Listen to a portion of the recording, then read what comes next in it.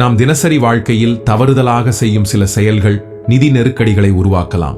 இந்த 3 பொருட்களை தானம் செய்யக்கூடாது என்பதற்கான காரணங்களை பார்ப்போம். பூமியில் பிறந்த அனைவருக்கும் வாழ்க்கை ஒரே மாதிரியாக அமையாது. இருந்தாலும் சக மனிதன் துன்பத்தால் அவதிப்பட்டால் கண்டிப்பாக நம்மால் முடிந்த உதவிகளை செய்ய வேண்டும்.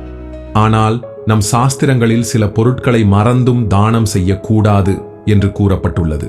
அவ்வாறு செய்தால் நிதி நெருக்கடிகள், குடும்பத்தில் சண்டைகள், மகிழ்ச்சியின்மை ஏற்படும் என்று கூறப்படுகிறது.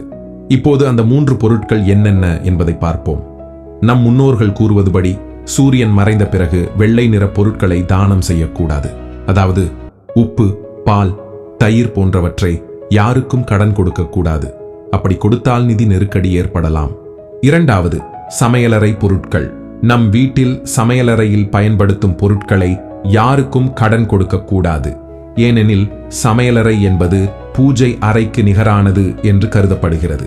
அன்னபூரணி அம்மன் அங்கு வாசம் செய்கிறாள்.